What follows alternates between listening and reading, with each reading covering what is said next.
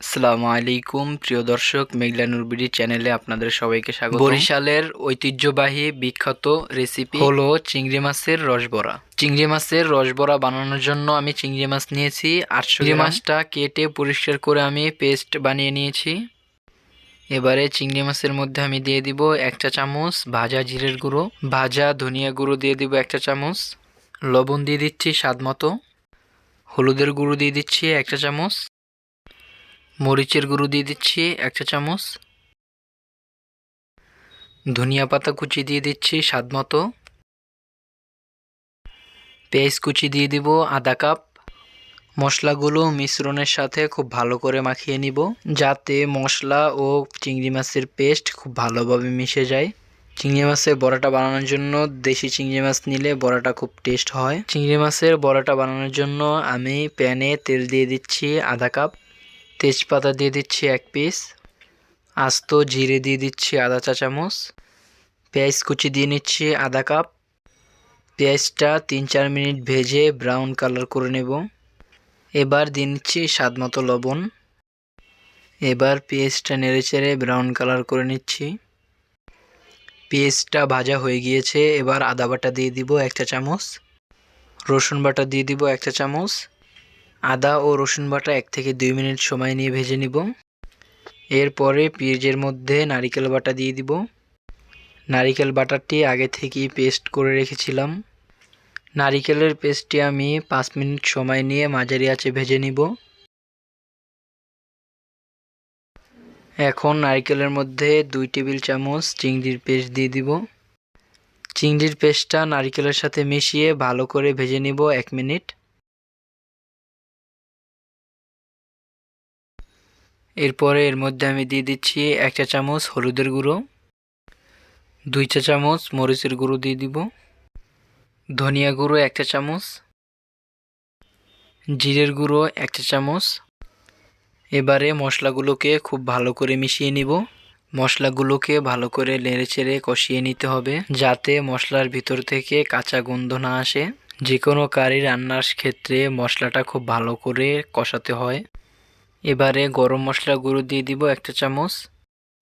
এখন সামান্য পানি দিয়ে মশলাগুলোকে ভালো করে কষিয়ে নিব 5 মিনিট। এই সময় চুলার আঁচ মাঝারি থেকে একটু কম আঁচে রাখতে হবে। কাঁচামরিচ ফালি দিয়ে দিচ্ছি 4 পিস। এবারে মশলার মধ্যে গরম পানি দিয়ে দিচ্ছি 2 কাপ। এবারে নাড়াচাড়া দিয়ে পানিটা আমি ফুটিয়ে নিব উচ্চ তাপে 2 থেকে 3 মিনিট সময় নিয়ে। 2-3 মিনিট পরে পানিটা ফুটে এসেছে। এই ফুটন্ত গ্রেভিতে চিংড়ির যে মিশ্রণটা ছিল হাতে তেল মেখে, সেই মিশ্রণগুলো হাতের সাহায্যে গোল গোল বল করে দিয়ে দিব। এভাবে সবগুলো মিশ্রণ বল আকারে হাত দিয়ে দিব। এভাবে গোল গোল করে আপনারা হাতের আন্দাজে দিয়ে দিবেন। আমরা এই রসবড়া বানানোর জন্য চিংড়ি মাছের কাঁচা পেস্টটি রসের মধ্যে দিয়ে দেই। এগুলো এবার উচ্চতাপে রান্না করতে হবে। এটি জমাট বাঁধার আগে নাড়াচাড়া করা যাবে না, নাড়াচাড়া করলে ভেঙে যাবে। রসবড়াগুলো ঢাকনা দিয়ে ঢেকে মাঝারি আঁচে রান্না করব 5 মিনিট। 5 মিনিট পরে ঢাকনাটা উঠিয়ে বড়াগুলো আমি আলতো হাতে নেড়ে দিব। এই চিংড়ির রসবড়াটায় বেশি ঝাল দেওয়া যাবে না। সবগুলো বড়া ফুলে ভেসে উঠেছে। দেখেন প্রত্যেকটা বড়া ফুলে ডাবল হয়ে গিয়েছে এবং কালারটা অনেক সুন্দর এসেছে। এখন বড়াটা রান্না করব আরও 5 মিনিট। 5 মিনিট রান্না করার পরে বড়াটা পুরোপুরি শক্ত হয়ে এসেছে ও তেলগুলো বড়ার উপরে ভেসে উঠেছে। এবারে দিয়ে দিব ভাজা জিরের গুঁড়ো 1 চা চামচ।